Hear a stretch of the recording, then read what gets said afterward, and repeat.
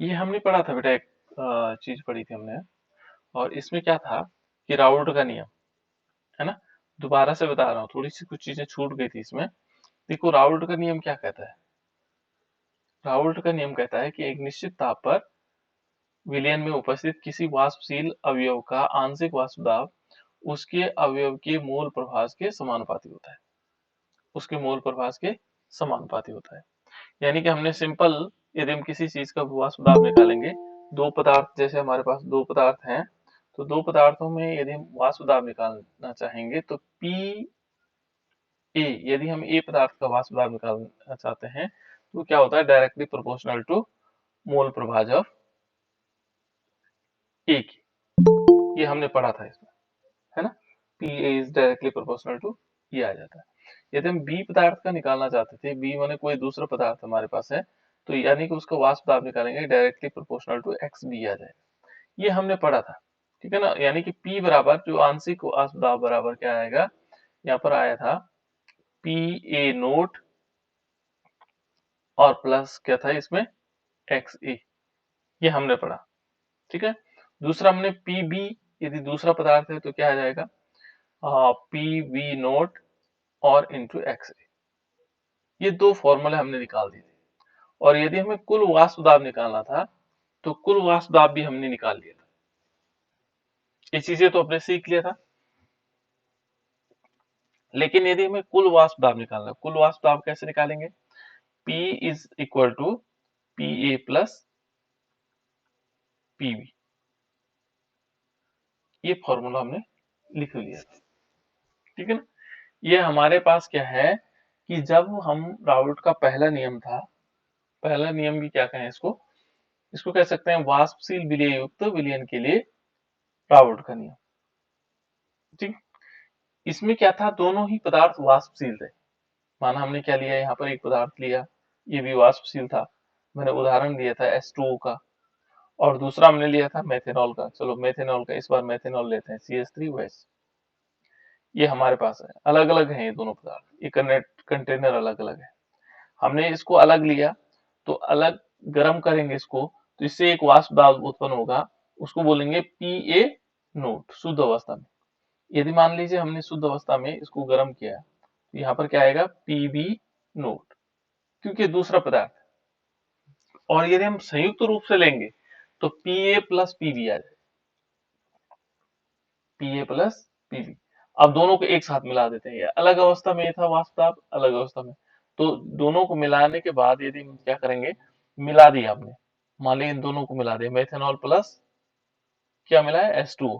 तो यहाँ पर हमने CH3OH और प्लस H2O मिला दिया, दोनों को मिला दिया। मिलाने के बाद इनका वाष्प दाब देखेंगे, तो इनका वाष्प दाब, कुल वाष्प दाब तो दोनों को जुड़ेगा। पहले इसका देखते हैं, इसका वाष्प दाब क्या होगा, इसका वाष्प दाब होगा पी ए, यानी कि विलयन की अवस्था में एक ए पदार्थ का वाष्प दाब, या पी बी मान लो, यदि हमने बी इसको माना है ना। और साथ साथ में इसका क्या हो जाएगा, पी ए हो जाएगा, किसका, H2O का। तो इस प्रकार से हम क्या कर सकते हैं इसको, या H2O या मेथेनॉल, ये हमारे पास आ जाएंगे। तो ये है बेटा, हमने वाष्प दाब निकाल दिया। अब कुल वाष्प दाब क्या होगा, इसका भी वाष्प दाब समझ में आए, इतनी बात की नहीं आई, पहले ये बताओ।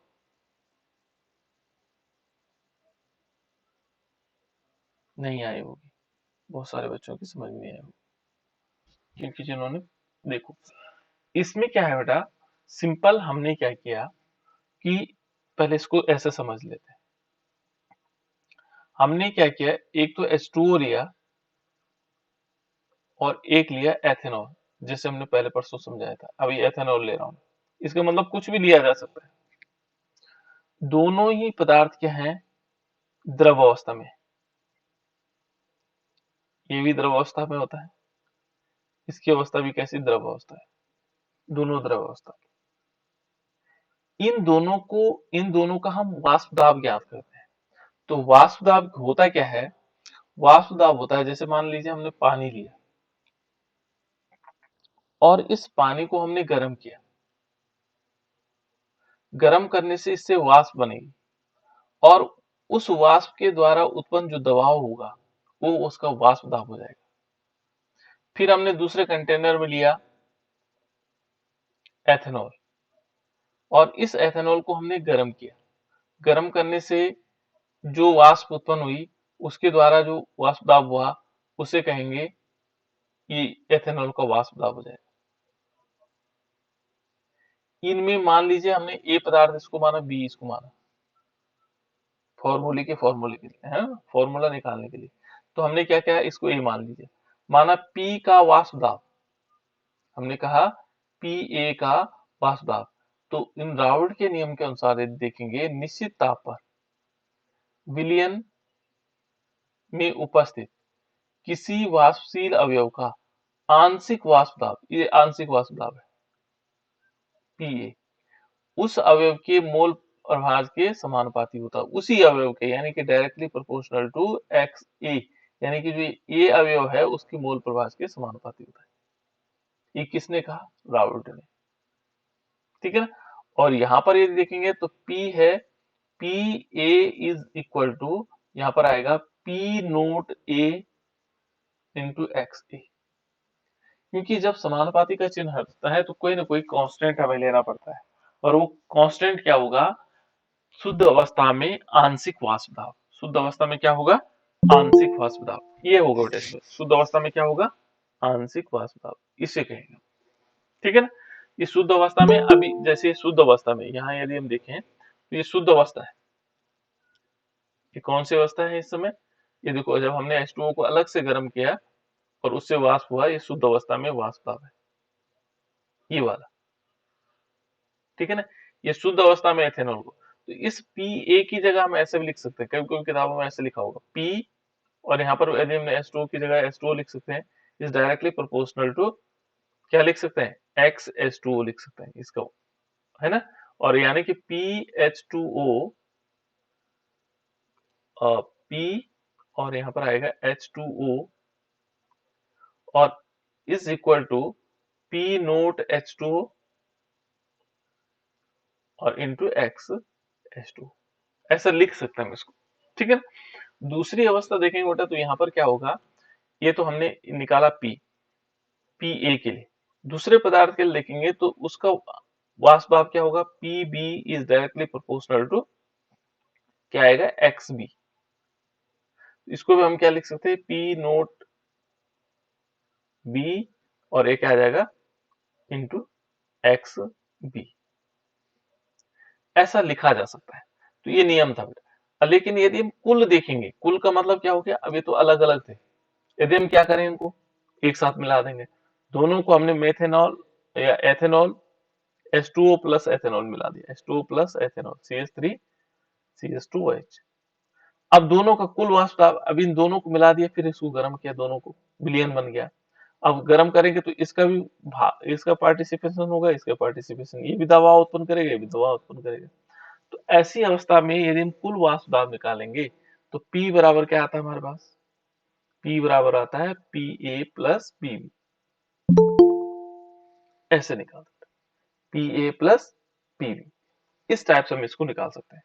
देखो कुल वाष्प दाब, अब इनकी जगह में वैल्यू रख सकते हैं, जो हमने क्या निकाला, जैसे P की वैल्यू निकाली, Pa की निकाली, Pb की निकाली, तो Pa की वैल्यू हमने कितने निकाली, Pa की जो वैल्यू निकाली, ये निकाली हमने P नोट, मान लीजिए P nought A into x A, और प्लस इसके साथ क्या निकाला, P nought B plus, sorry, into x B, ये हुआ बेटा हमारे पास P, वाष्प दाब इतना आ गया। यहां तक हमने परसों सीख लिया था इसमें, ठीक है ना। इसके बाद एक कंडीशन आती बेटा, क्या कंडीशन होगी, इस कंडीशन में ये बताया जाता है कि जो एक्स ए, यहां से देखो, यहाँ थोड़ा मैं चेंज कर देता हूँ, यहाँ तक तो हमने कल परसों सीख लिया था। अब देखो यहां पर हम शुरू करते हैं, ये है X A plus x B, जो ए पदार्थ का मोल प्रभाज और बी पदार्थ का मोल प्रभाज होता है। यदि हम इन दोनों को जोड़ेंगे तो ये बराबर ए के होता है, ये ध्यान रखना, ये नियम भी हमें बताना चाहिए, है ना, कि x A plus x B is equal to 1।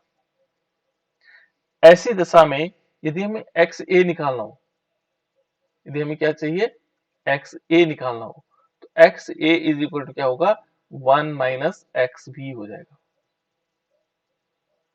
ये ध्यान रखना, ये आ जाएगा। अब देखो बेटा, यदि हम इस वैल्यू को X A is equal to 1 minus A रख लें, इस के स्थान पर रख लें, तो तब क्या होगा, है ना। तो ऐसी दशा में देखो क्या क्या हो सकता है, इसको हम इसमें रख लेते हैं, इस वाले इक्वेशन में।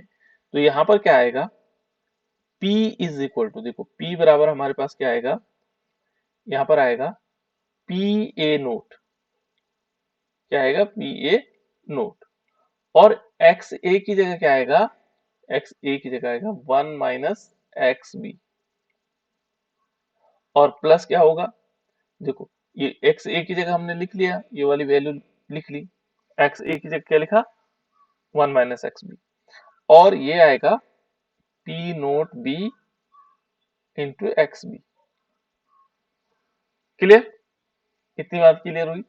अब देखो बेटा, यदि हम इसका मल्टीप्लिकेशन अंदर करते हैं, गुणा करते हैं, तो ये क्या आ जाएगा, P A note, P A note, ये इस 1 के साथ आ जाएगा, माइनस पी नोट, क्या आएगा, बी आएगा ना, अब की बात, देखो इसमें पहले इसके साथ किया हमने, तो P naught A into x B. और प्लस क्या हो जाएगा, यदि हम इसमें देखेंगे, P naught B x B, ये वैल्यू हो जाएगी। ठीक है ना। यदि देखो तो इसमें एक चीज और है बेटा, यहां पर देखो ए और बी है, और इनमें देखो दोनों में एक्स बी कॉमन है, इन दोनों में क्या है, एक्स बी दोनों में कॉमन है। तो क्यों ना हमें एक्स बी को क्या कर दें, कॉमन ले लेते हैं, है ना। लेकिन एक काम और करते हैं, इसमें क्या करेंगे, इसको ऐसे भी कर सकते हैं, ये क्योंकि माइनस में वैल्यू है, इसको बाद में लिख सकते हैं, इसको पहले लिख सकते हैं, ऐसे चलो इसको ऐसा कर लेते हैं पहले, नहीं तो आप कंफ्यूज हो जाएगा आपको। देखो पी ए नोट, यदि हम इसको ऐसे लिख लें, plus P B naught x B, और माइनस की वैल्यू इस तरफ लिख लें, माइनस पी नोट ए और एक्स बी, ऐसा लिख लें तो कोई दिक्कत नहीं, क्योंकि हमने केवल इधर उधर किया, बाकी कुछ नहीं किया उसमें, है ना। अब देखो इसमें कॉमन लेंगे बेटा, तो कॉमन क्या आएगा, इन दोनों में कॉमन है, एक्स बी यहाँ भी है और एक्स बी भी यहाँ भी है। तो ऐसी दशा में हम क्या कर लेंगे, पी ए नोट, ठीक है ना, प्लस आ जाएगा, एक्स बी हमने कॉमन लिया, और एक्स बी के बाद क्या आएगा, P B naught minus P A naught, इस प्रकार से। इतनी बात क्लियर हो गई, इतनी बात हो गई ना। तो हम इसको ऐसा लिख सकते हैं, ऐसा इसको लिखा जा सकता है ना। या हम दूसरे फॉर्म में भी लिखना चाहें तो लिख सकते हैं, या इसको बाद में, ये पूरा पूरा उठा के बाद में लिख लें, इस पूरे पूरे उठा करके, तो किताबों में अलग अलग लिखा हुआ है, इसलिए आप लोग कंफ्यूजन नहीं होना आपको, है ना। तो यहाँ पर हमारे पास P इज इक्वल टू, यदि हम इसको ऐसा भी लिख सकते हैं, देखो एक्स बी हमने पहले लिख लिया, और P V note minus P A note, ऐसे भी लिख सकते हैं। और प्लस इसको क्या कर देंगे, इसको भी बाद में लिख लेंगे, पी ए नोट, इस प्रकार से भी लिखा जा सकता है। तो ये अलग अलग प्रकार से लिख सकते हैं बेटे, ठीक है ना। क्यों ऐसा क्यों लिखा हमने, इसको लिखने की जरूरत क्यों पड़ी होगी, तो यहाँ पर क्योंकि हमें याद ध्यान रखना है, इस समीकरण, क्योंकि हमने इसमें ग्राफ लिखना है, ठीक है ना। और ग्राफ में क्या होता है, एक फॉर्मूला हमने सुना भी होगा, y is equal to, maths वाले जानते हैं, एम एक्स प्लस सी के फॉर्म में लिखना है इसको। देखो, तो एम एक्स, देखो एम एक्स और प्लस सी, इस फॉर्म में आएगा, ताकि हम इस ग्राफ का फॉर्मेशन कर सके, इसलिए हमने इस रूप में इसको लिखा है,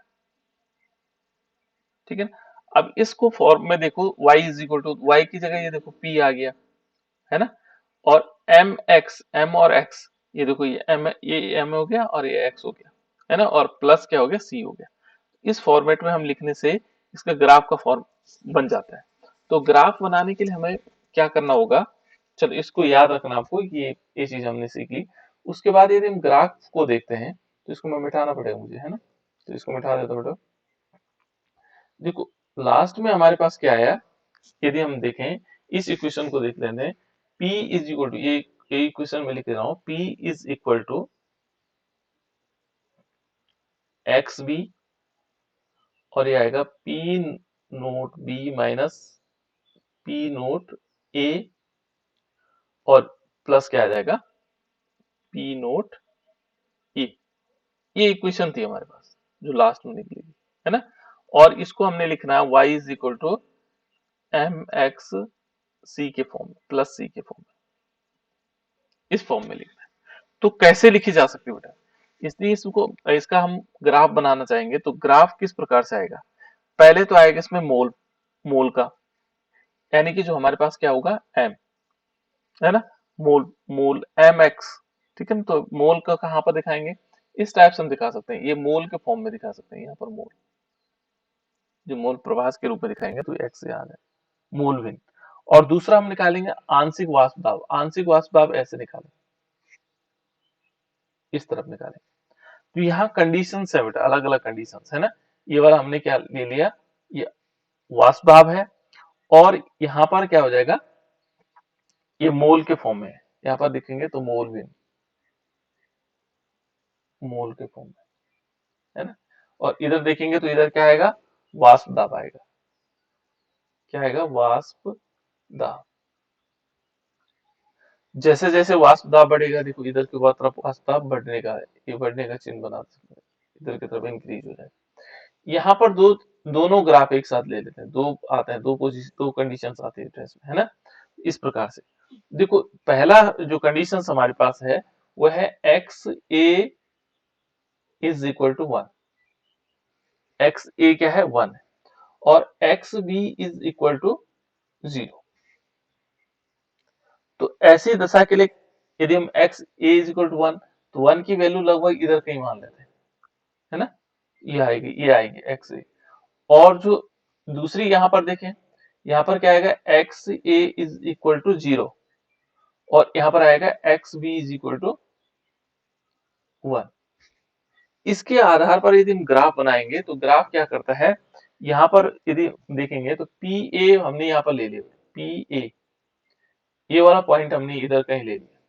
लेकिन जो पीवी होगा, पीवी नोट होगा, पीवी नोट का ज्यादा वाष्पदाब होना है, ये पी ए नोट है, क्या है, पी ए नोट, और पीवी नोट का लगभग इधर कहीं होगा, पीवी नोट का ज्यादा होगा। तो ऐसी दशा में यदि हम ग्राफ को देखेंगे कैसे बन सकता है, यहाँ से पी ए प्लस पीवी, इस टाइप से हम दिखा सकते हैं इसको यहाँ, ठीक है ना। मैंने थोड़ा सा कम कर दिया, लेकिन ऐसे दिखा सकता है, ठीक है ना। ये वाला पॉइंट है पीवी नोट, और इसमें जो यहाँ बनेगा बेटा, ये वाला एक वो बनेगा, वो इस प्रकार से बनेगा डॉटेड लाइन से, एक ग्राफ ऐसा बनेगा, ठीक है ना। और दूसरा यदि हम ग्राफ बनाना चाहेंगे तो यह यहाँ से आएगा।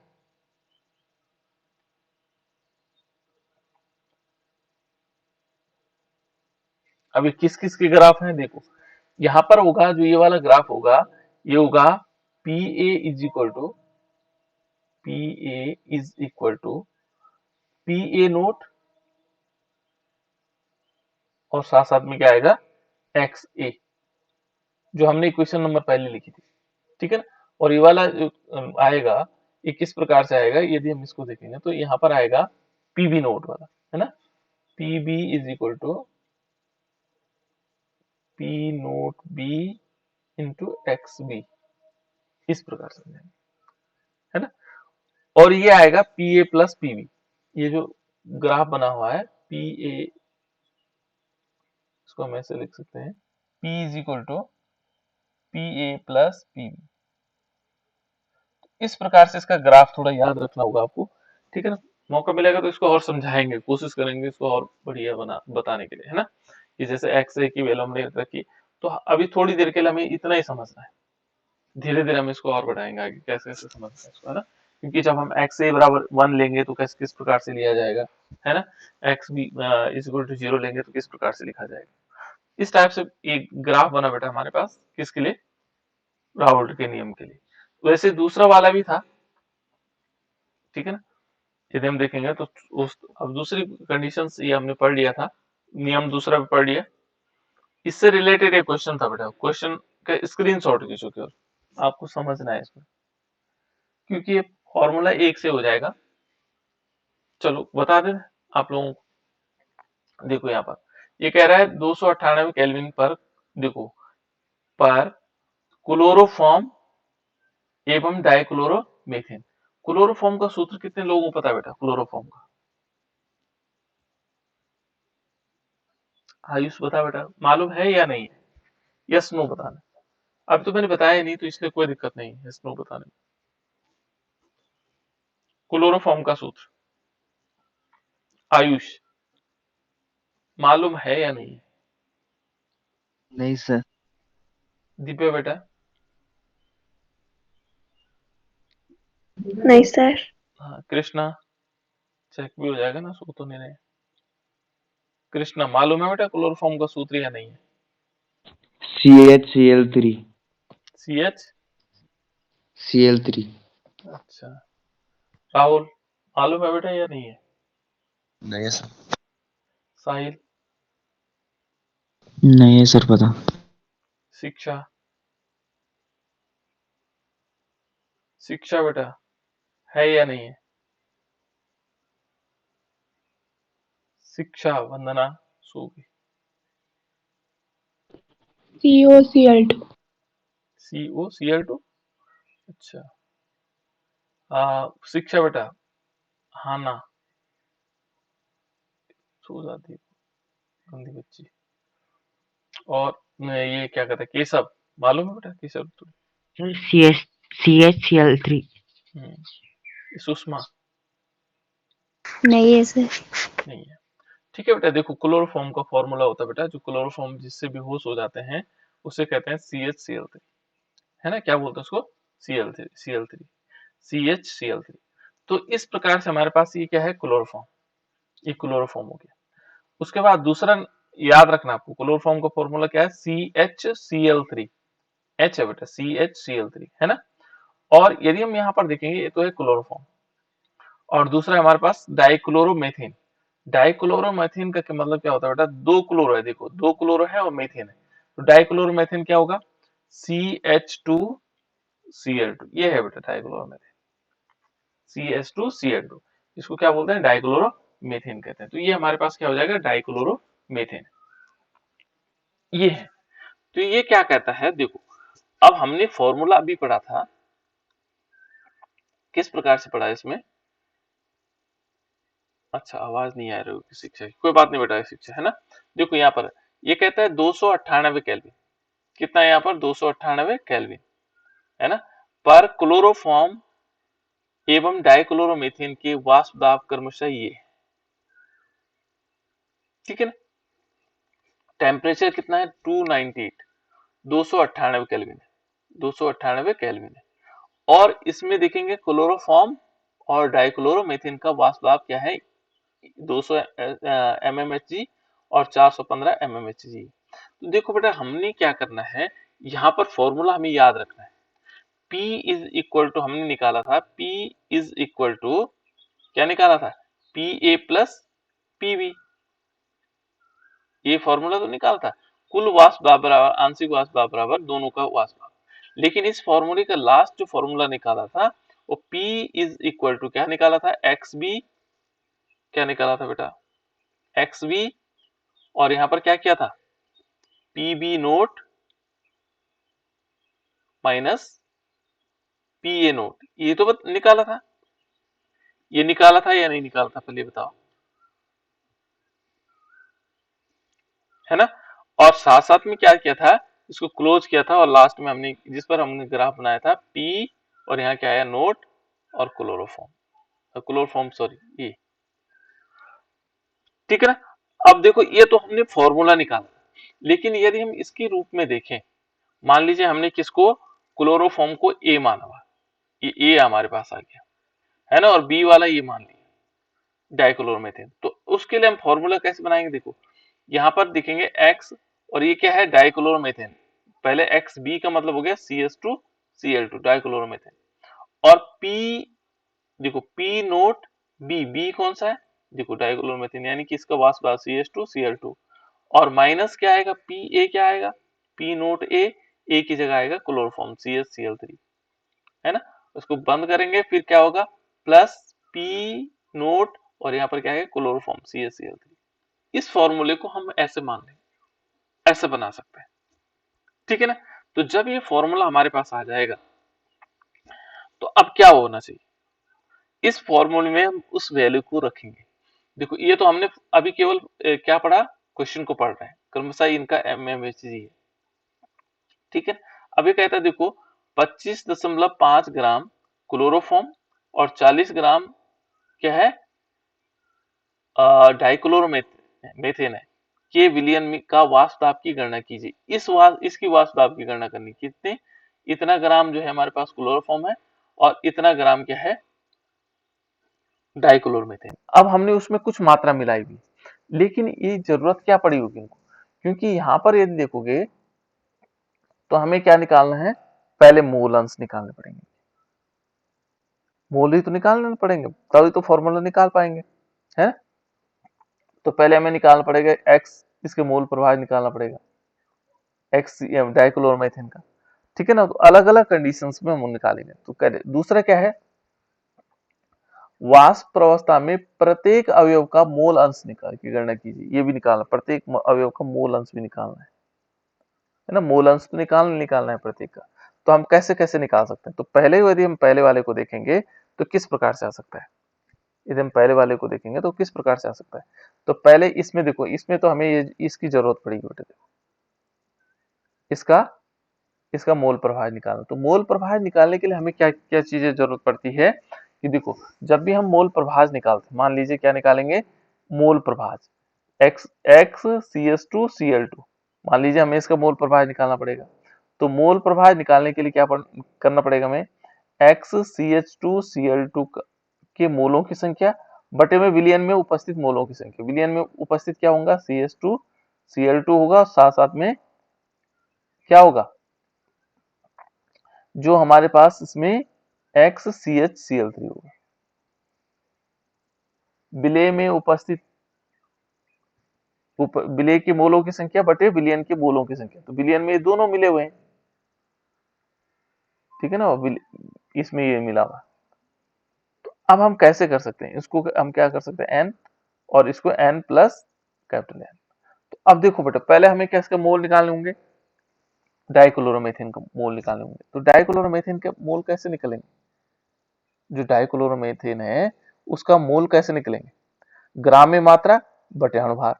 तो देखो यहाँ पर हमारे पास ये है, देखो ग्राम में मात्रा इसने ये दे रखी है, 40 ग्राम क्या है, 40 ग्राम CH2Cl2, तो 40 ग्राम तो हमारे पास ये आ गया।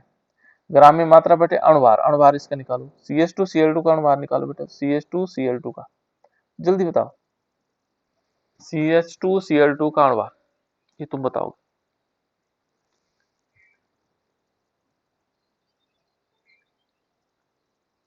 आ गया बेटा।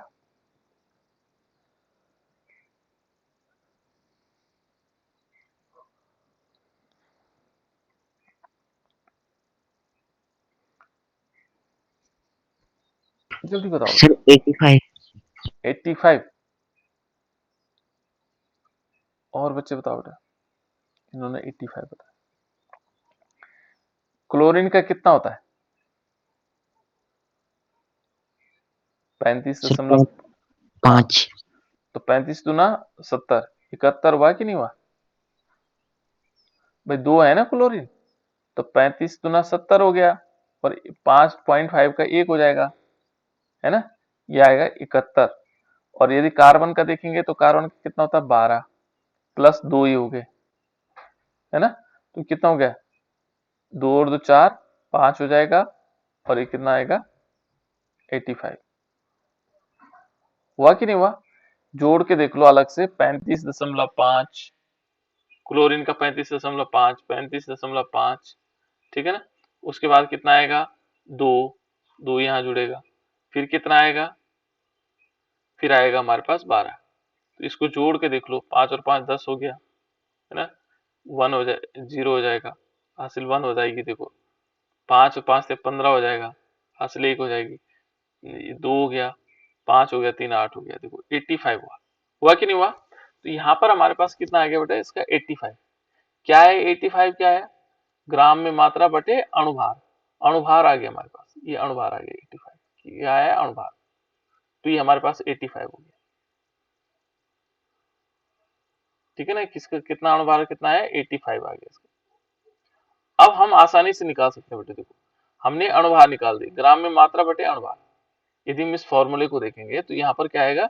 विलेय के मोलों की संख्या बटे विलयन में उपस्थित। देखो यानी कि हमारे पास आएगा, इस फॉर्मूले को यदि हम लिखेंगे x इसका जैसे ये है ना इसको, तो यहाँ पर क्या आएगा? CH2Cl2 के मोलों की संख्या, CH2Cl2 के मोलों की संख्या, के मोलों की संख्या जब हम निकालते हैं, ठीक है ना, बटे विलयन में, विलयन में उपस्थित मोलों की संख्या। विलयन या विलयन, विलयन में क्या आएगा?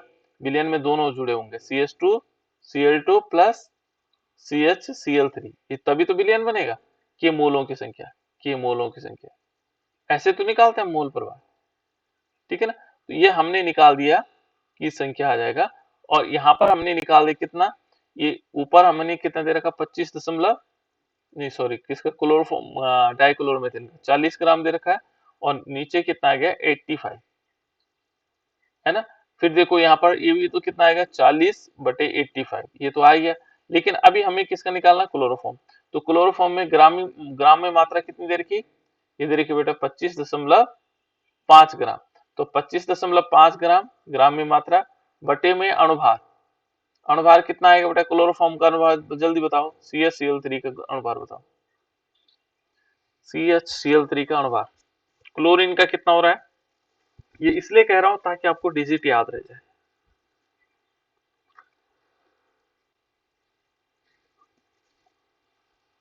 बताओ जल्दी से। सर 109.5। 109.5। नहीं 119.5। 119.5 है बेटा, चलो देखना पड़ेगा अभी। जी सर। 119.5, चलो इन्होंने कहा 119.5, इसको कितना आ गया? 119.5। और बच्चों ने क्या बेटा? जी देखो, सर। हाँ कितना है? 119.5। बिल्कुल। ये देखो क्लोरीन है ना, तो क्लोरीन में 3 लिखा, Cl3 लिखा हुआ। Cl3 का मतलब हो गया 35.5, 35.5 और 35.5, 3 बार है ना। और हाइड्रोजन का 1 होगा और कार्बन का 12 होगा। इन सबको जोड़ के देख लो, तो हाइड्रोजन एक ही है, कार्बन एक ही है, तो ये कितना आएगा? 119.5 आ जाएगा, ठीक है ना। इनको जोड़ना है बेटा। तो यहाँ पर हमें यदि देखेंगे तो ये आया 25.5, और बटे में कितना आ जाएगा? 119.5। यदि हम इसको कैलकुलेट करें बेटा, तो कैलकुलेट करने पर ये आएगा लगभग 0.47, ऊपर वाला CHCl2, हाँ कितना आएगा? 0.47।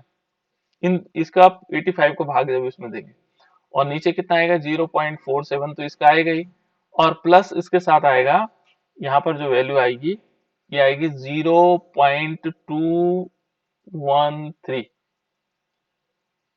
ये। और यदि हम इसको कैलकुलेट करेंगे तो ये लगभग कितना आएगा? 0.6688, इतना ही हमारे पास आएगा इसका। इसका यानी कि हमने इसका मोल प्रभाव निकालेंगे, तो ये इसका मोल प्रभाव निकाल दिया। हम क्लोरोफॉर्म का भी निकाल सकते हैं बेटा। क्लोरोफॉर्म के मोलों की संख्या बटे में क्या आएगा? क्लोरोफॉर्म या डाइक्लोरोमेथिन प्लस क्लोरोफॉर्म, उनको उनकी संख्या भी निकालेंगे तो तब भी आ सकता है ना। तो चलो पहले हमें इसकी जरूरत थी यहाँ पर, तो हमने किसकी वैल्यू निकाल ली? इसके मोल अंश, ये वाला, ठीक है। अब क्या क्या चीजें दी हुई है हमारी, यदि हम इसमें देखें तो और चीजों की, किन किन चीजों की हमें जरूरत पड़ेगी इस फॉर्मूले में, किन किन चीजों की हमें जरूरत पड़ेगी। तो यहाँ पर देखो क्या क्या चीजें और हो सकती है,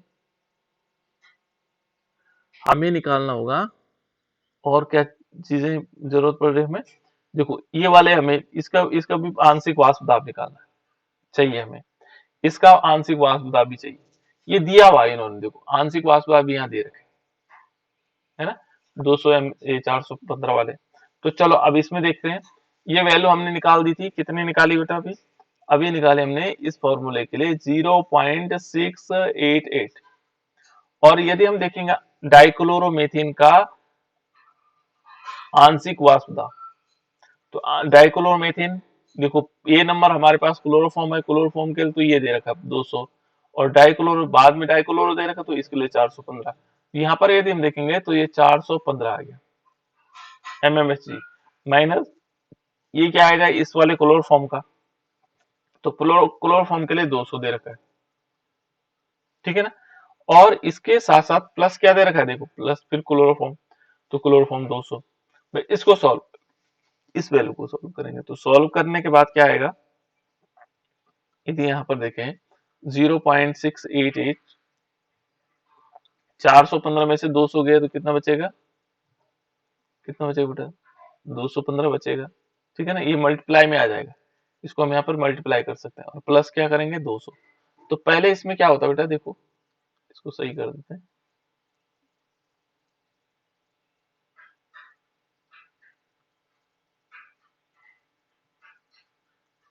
यहाँ पर देखेंगे तो पहले मल्टीप्लाई, इस प्रकार से इक्वेशन बन गई। तो ध्यान नहीं रखना कि पहले इसको जोड़ेंगे नहीं, पहले मल्टीप्लाई करते हैं, है ना।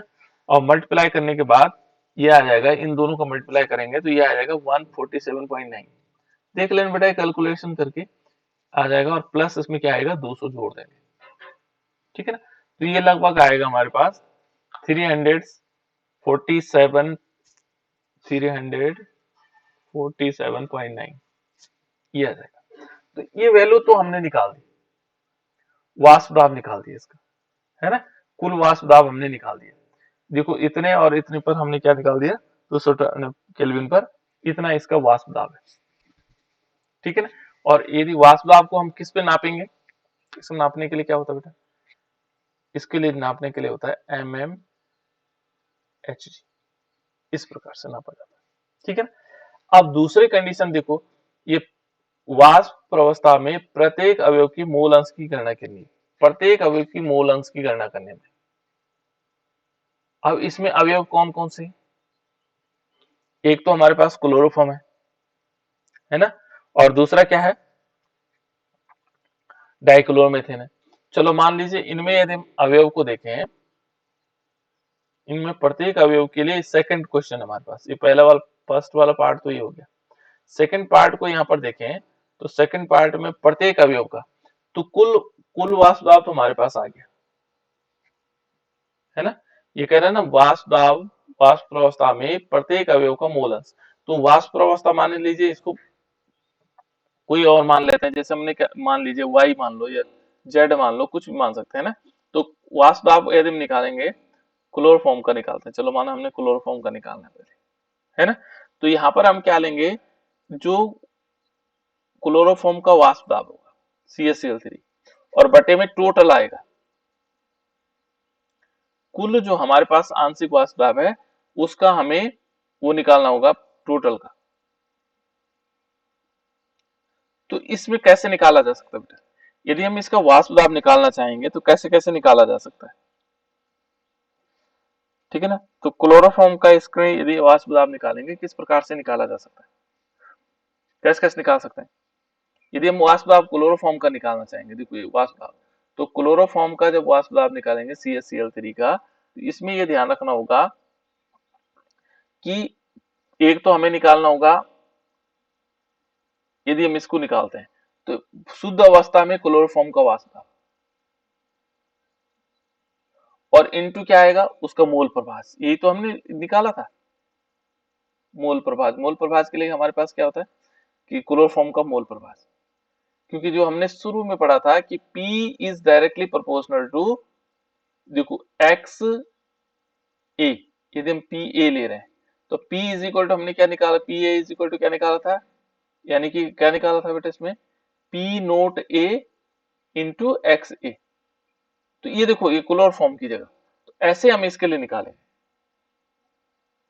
है ना। थोड़ा सा इसको मिटा देता हूं मैं, किस प्रकार से आएगा देखो यहाँ पर, तो मैंने इधर लिख दिया तो कंफ्यूज हो रहा होगा ना। देखो यहाँ पर यदि हम मास दाब निकालना चाहेंगे तो क्योंकि हमने इसका निकालना है, यहाँ पर देखो ये पी क्लोरोफॉर्म का निकालना है, तो पी क्लोरोफॉर्म के लिए क्या होगा, पी क्लोरोफॉर्म यानी क्लोरोफॉर्म का वाष्प दाब डायरेक्टली प्रोपोर्शनल टू मोल प्रवाह, जिसके मोल प्रवाह है। और इसको यदि हम तोड़ते हैं तो पी ए का मतलब क्लोरोफॉर्म, शुद्ध अवस्था में क्लोरोफॉर्म का वाष्प दाब और उसके साथ उसका मोल प्रभाज का गुणा हो जाएगा, क्लोरोफॉर्म के मोल प्रभाज का मल्टीप्लिकेशन। ठीक है ना। तो यदि हम इसको सॉल्व करेंगे तो हमारे पास आएगा, देखो क्लोरोफॉर्म का मोल कितना आएगा, शुद्ध अवस्था में कितना है, शुद्ध अवस्था में दे रखा है इसका 200 MFHg। और यदि हम इसको इसकी अवस्था में देखेंगे, इसकी अवस्था के लिए भी निकालना पड़ेगा बेटा, जैसे हमने इसके लिए निकाला कुल वाष्प दाब, यहाँ इसके लिए निकालेंगे तो इसके लिए आता है, देखो क्लोरोफॉर्म का यहाँ पर जैसे ये निकालेंगे ना, ये वाला अभी थोड़ा सा यहाँ सॉल्व करना पड़ेगा। देखो इस वाले में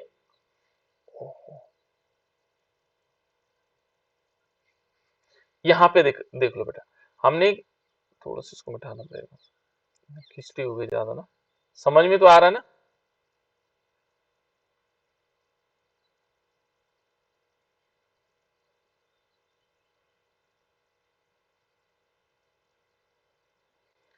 अब देखो बेटा ये हमने निकाला था किसके लिए, डाइक्लोरोमेथेन के लिए। ऐसे ही हम किसके लिए निकाल सकते हैं, ऐसे फिर क्लोरोफॉर्म के लिए निकाल सकते हैं। तो पहले हम निकालते हैं क्लोरोफॉर्म के लिए, तो देखो X और CH ये निकाल रहे हैं। तो यहाँ पर क्या आएगा, क्लोरोफॉर्म के मोलों की संख्या, तो क्लोरोफॉर्म के मोलों की संख्या हमें पता है, देखो कहाँ निकाल रखे हमने, ये देखो यहाँ पर क्लोरोफॉर्म की मोलों की संख्या। इसको हम किस रूप में लिख सकते हैं, यदि हम इसको निकालेंगे तो किस रूप में आएगा, 213 आया था ना इसका, ये 213 के लगभग आया था। तो यहाँ पर हम क्या लिख सकते हैं, क्लोरोफॉर्म के मोलों की संख्या आया था, इसको कैलकुलेट करने के बाद ये आया था 0.213। और यदि हम इसको देखें ये तो इतना ही रहेगा 40/85, ये तो मैं सीधे शॉर्टकट बता रहा हूँ ना क्योंकि हमने कर रखा है। तो ये 40/85 का आया था 0.47 और प्लस क्या आएगा 0.213, ये तो आएगा। और इसको कैलकुलेट करने के बाद जो हमारी वैल्यू आएगी वो आएगी लगभग आएगा, ये आएगा 0.312, ये वैल्यू कैलकुलेट करने रहा आप लोग, ठीक है ना, उस हिसाब से। अब देखो इसमें हम क्या निकाल सकते हैं, ये तो हमने ये लिख लिया और इनटू क्या कर देंगे बेटा, इसमें 0.314, सॉरी 4 है, मैं 2 कर लिख रहा हूँ इसको, तो जो भी है ना, यहाँ पर 0.314 या 2 जो भी आएगा है ना, ये कैलकुलेशन देख लेना बेटा, मैंने अप्रोक्सीमेट बता रखा है ना, 2 कर देना। तो इसका मल्टीप्लिकेशन करने के बाद ये हमारे पास आ जाएगा, इसकी वैल्यू आएगी कितनी आएगी, ये आएगी 62.4 mmHg। देखो ये तो इसके लिए है, अभी ये तो हमने ये निकाला और टोटल के लिए हमने निकाल ही रखा है, टोटल के लिए हमने ये निकाला, ठीक है ना। तो इसके लिए हमारे पास कितना आ जाएगा 62.4 अपॉन कितना आएगा टोटल 347.9, और इसको सॉल्व कर लेंगे तो कितना आ जाएगा, जो आंसर आएगा ये आएगा 0.18। ऐसे ही जो है डाइक्लोरोमेथेन के लिए, यदि हम डाइक्लोरोमेथेन के लिए CH2Cl2 के लिए निकालेंगे तो कैसे निकाल सकते हैं, सेम कंडीशन आएगा जो हमारे पास, पहले हमने अलग निकालना है इसके लिए, है ना, और फिर उसके बाद सॉल्व करेंगे। थोड़े एक बार इसको करके देखना बेटा, ठीक है ना, तब बताएंगे और कंडीशन। यदि समझ में नहीं आएगा फिर ये हमारे पास एग्जांपल है एनसीईआरटी बुक में है, ये है 2.5, एनसीईआरटी बुक की को खोलना है और उसमें 2.5 का एग्जांपल देखना, ये एग्जांपल उसी का है, ठीक है ना। किताब नहीं है तो आप मोबाइल पर देख सकते हो एनसीईआरटी बुक को, जो चैप्टर सेकंड है उसको हम खोल करके इसको देख सकते हैं, ठीक है ना। तो इस प्रकार से चलो ये तो है बेटा इसका क्वेश्चन। उसके बाद देखो नेक्स्ट हमारे पास आता है आदर्श विलयन। तो आदर्श विलयन किसे कहते हैं, जो आइडियल सॉल्यूशन होता है वो क्या होता है, आदर्श विलयन इसे कहा जाता है। तो यहाँ पर जो साधारण भाषा में यदि हम देखें तो साधारण भाषा में है बेटा, ये कहता है कि वो विलयन जो राउल्ट के नियम का पालन करते हैं, है ना। ऐसे विलयन या समांगी विलयन जो राउल्ट का नियम का पालन करते हैं, हम उनको आदर्श विलयन कहते हैं। अब राउल्ट के नियम क्या है? राउल्ट के तो बहुत सारे नियम थे, उसमें बहुत सारे पार्ट हैं इसके, है ना। तो यदि हम आदर्श विलयन के लिए सिंपल डेफिनेशन देखेंगे तो ये क्या कहता है कि समांगी विलयन, देखो यदि देखेंगे समांगी विलयन जो सभी ताप एवं सांद्रता पर पूर्ण रूप से राउल्ट के नियम का पालन करता है, उसे हम आदर्श विलयन कहते हैं। उसे क्या कहते हैं? आदर्श विलयन। यदि सिंपल आपने इसमें ऐसे भी लिख लिया एक लाइन में कि वे विलयन जो राउल्ट के नियम का पालन करते हैं उनको हम क्या कहते हैं? आदर्श विलयन कहते हैं, आइडियल सॉल्यूशन कहते हैं। ये तो होगी डेफिनेशन सिंपल। लेकिन राउल्ट के नियम के आधार पर ये देखेंगे तो और चीजें भी बेटा, क्या क्या चीजें हैं? ये कहता है देखो, दाब का सैद्धांतिक मान दाब के प्रयोगात्मक मान के बराबर होना चाहिए। जो इसका सैद्धांतिक मान है, किसका? दाब का। जो हमारे पास क्या होगा? डेल्टा पी, कैसे? जो थ्योरेटिकल वैल्यू होगी वो किसके बराबर होनी चाहिए? जो हमारे पास डेल्टा पी होगा वो कैसे होनी चाहिए? प्रैक्टिकल वैल्यू के बराबर होनी चाहिए। ये ध्यान रखना, जो दाब का सैद्धांतिक मान है वो प्रयोगात्मक मान के बराबर होना चाहिए, तभी क्या होता है? राउल्ट का नियम फॉलो हो सकता है। ठीक है, पहला पॉइंट तो ये है इसका। दूसरा पॉइंट कहता है देखो, विलेय तथा विलायक को मिलाने पर प्राप्त आयतन विलयन के कुल आयतन के बराबर होना चाहिए। ये भी राउल्ट का नियम है। मान लीजिए आपने वॉल्यूम लिया किसका? सॉलिड का, प्लस वॉल्यूम लिया सॉल्वेंट का, विलायक का, है ना। सॉलिड और सॉल्वेंट ये दोनों मिलाए और इनका जो आयतन था यदि वो प्राप्त विलयन के आयतन के बराबर हो जाए तो तब समझ लेना इसने राउल्ट का नियम को फॉलो किया। देखो बेटा, दो चीजें तो आप सीख लेना, ये तो सैद्धांतिक मान है, प्रयोगात्मक मान के बराबर होगा। यहाँ पर विलेय प्लस विलायक को मिलाने पर जो प्राप्त आयतन होगा वो विलयन के आयतन के बराबर होना चाहिए। वॉल्यूम उतना ही होना चाहिए जितना किसका होगा? विलयन का होगा। ठीक है, अब एक और देखो पॉइंट, ये कहता है विलेय विलायक को मिलाने पर एंथैल्पी परिवर्तन शून्य होना चाहिए। जो एंथैल्पी परिवर्तन है, एंथैल्पी डेल्टा टी, है ना। डेल्टा क्या? एंथैल्पी परिवर्तन टेम्परेचर से हुआ, है ना। एंथैल्पी परिवर्तन है, देखो ये विलेय तथा विलायक को मिलाने पर जो एंथैल्पी परिवर्तन है वो शून्य होना चाहिए, उसमें कोई भी चेंजेस नहीं होना चाहिए। यानी कि ना तो ऊर्जा उत्पन्न होगी और ना नष्ट होगी, है ना। यानी कि न तो उसमें ऊर्जा निकल रही होगी और ना उसमें क्या हो रही होगी? अवशोषित हो रही होगी। यानी कि इंथैल्पी परिवर्तन क्या होना चाहिए? शून्य होना चाहिए। यानी कि delta T is equal to 0 होना चाहिए। तीसरा, ठीक है, पहला तो ये होगा कि प्रयोगात्मक मान, दाब का सैद्धांतिक मान और प्रयोगात्मक मान दोनों बराबर होने चाहिए। विलेय प्लस विलायक को मिलाने से जो प्राप्त आयतन होगा वो विलयन के आयतन के बराबर होना चाहिए। तीसरा यदि हम देखेंगे तो एंथैल्पी परिवर्तन शून्य होना चाहिए, न तो ऊर्जा क्या होगी? उत्सर्जित होगी और ना ही अवशोषित होगी। ये सारे नियम है बेटे, है ना। देखो एक और है, देखो विलेय विलेय विलायक विलायक के बीच जो अंतरा आणुक आकर्षण बल होगा वो विलेय और विलायक के बीच अंतरा आकर्षण बल के बराबर होगा। यानी कि जैसे विलेय आपने देखा होगा, विलेय और दूसरा फिर क्या हुआ? विलायक, विलेय, इनके बीच बल लगा हुआ है। एक विलेय दूसरे विलेय को क्या करता है? आकर्षित करता है, उनके बीच जो लगने वाला बल है। और दूसरा किसके? विलायक प्लस विलायक, विलायक प्लस विलायक, इनके बीच जो लगने वाला बल है, आकर्षण बल है, इनके बीच लगने वाला बल, आकर्षण बल, इन दोनों का जो बल है वो किसके बराबर होना चाहिए?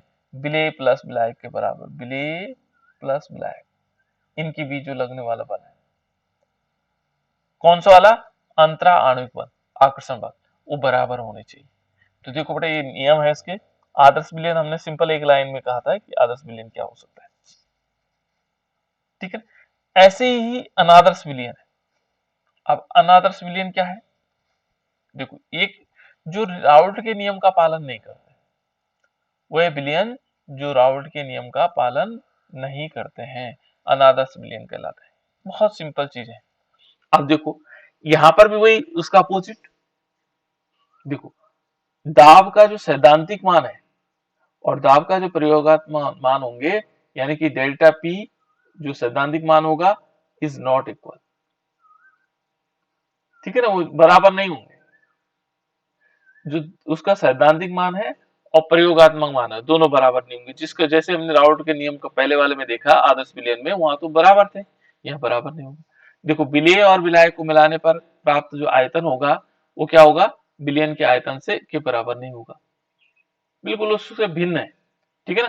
तीसरे देखो विलेय तथा विलायक को मिलाने पर एंथैल्पी परिवर्तन क्या होगी, भिन्न भिन्न होगी, जैसे मिलाएंगे उसका एंथैल्पी परिवर्तन भिन्न भिन्न हो जाएगा, ठीक है ना। विलेय विलेय और विलेय विलायक विलायक के बीच जो अंतरा आणविक आकर्षण बल है वो विलेय विलायक के बीच आकर्षण अंतरा आणविक बल आकर्षण बल के बराबर नहीं होगा। बस तो ये देखो बेटा सिंपल एक दूसरे का अपोजिट है और आप आसानी से इनको याद कर सकते हैं। और मेन लाइन क्या है कि आदर्श विलयन वह है जो रावर्ट के नियम का पालन करते हैं, जो रावर्ट के नियम का पालन करते हैं उसको आदर्श विलयन कहते हैं। जो रावर्ट के नियम का पालन नहीं करते हैं उनको क्या बोलते हैं, अनादर्श विलयन बोलते हैं, नॉन आइडियल सॉल्यूशन कहते हैं, ठीक है। दोनों हमने बता दिया आदर्श विलयन क्या है और अनादर्श विलयन क्या है। अब धनात्मक विचलन और ऋणात्मक विचलन मैं आपको नेक्स्ट कल बताता हूँ।